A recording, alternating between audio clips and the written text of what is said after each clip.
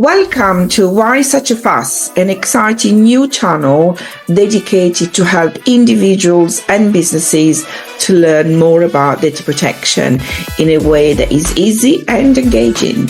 I'm Christina from CVG Solutions, and I am a fully qualified data protection professional. I am passionate about educating, empowering, and enabling businesses to thrive. Remember to like and subscribe to this channel and help us to spread the word. Data protection is there for a reason. It protects you, your family, loved ones, customers, employees from coming to harm through the use of personal data. So make sure you click subscribe. Now, get ready to embark on a journey of growth and knowledge as we dive into the world of data protection. I'm joined today by Rowenna Fielding, data protection, data ethics, and digital privacy nerd. Welcome to the podcast, and I'm so excited to have you as my guest, Rowenna. Thank you. I'm really excited to be here. Excellent.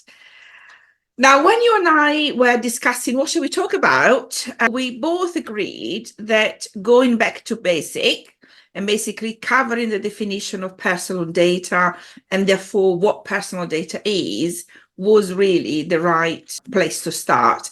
Because again, there is still a lot of confusion of what is personal data. Now, I always like to start from the beginning.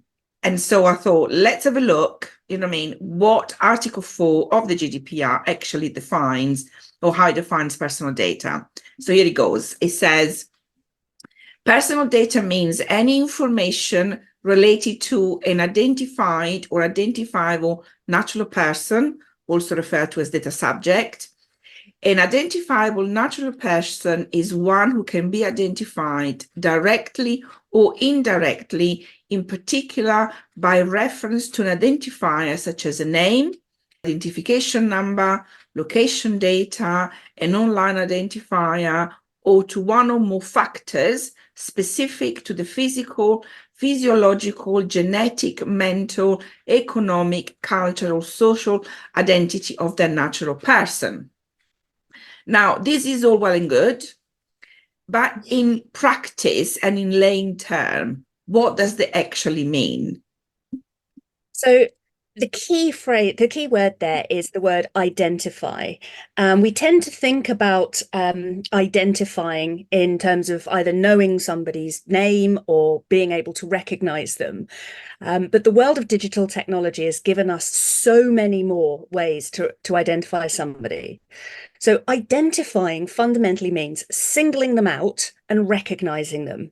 So to identify somebody, you are able to tell them apart from the other people in their physical or virtual area, and you are able to recognize something about them, which means that you know it's this particular living human being. And there are so many ways to do that. It's quite a trap to get hung up on, do I know their name? Do I know their email address? Do I know what they look like? Because, for example, even the unique pattern of the movement of your mobile phone from place to place as you carry it around in your pocket, that is identifiable personal data. That singles you out as this unique human with this particular phone moving from this place to place. And another thing that people get very confused about with personal data is they think of it as a kind of bucket, that all data is either in the personal data bucket or is outside it, and that stays that way forever. And that's actually not the case at all. It's personal data, that it's more like a post-it that you can attach to pieces of data in certain places and times, but which might fall off in other places and times. So there's no static list of things that always are personal data and things that are never personal data, because as anyone who works in data protection will be able to tell you, the ultimate answer is it depends. And that's why it's really important for people to understand that the definition is about singling out and recognizing one human being among others, even if you're doing it to hundreds of thousands of them at once. and that personal data can be personal data in one scenario, but the same data might not be personal data in another scenario. So it always needs to be thought through. Yes, yes. Now, allow me to be a little bit of a devil's advocate and put a question on the table that I get asked quite often. I always think it's an odd question, and probably because the answer to me is obvious. So I thought I'll indulge me with this one, please. And I thought I'll put it on the table for you and see whether you come up with a different answer. So I get asked, why is religion personal data? How is that going to identify me? So I if you're pointing at a single individual and saying they are of this religion, you've already singled them out. So their religion relates to them. They're already singled out and recognizable, and maybe the religion helps them be recognized. So yeah, it's absolutely personal data. Now, if you were to take away the singling out and recognizing part and just say something like, oh, a person I met today was a Christian, that wouldn't be personal data. Even though you've got the religion aspect there, you're not singling out and recognizing. So this is what I mean about the post-it.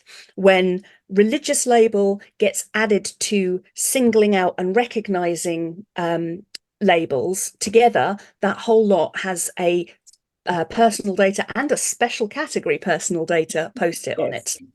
Yes.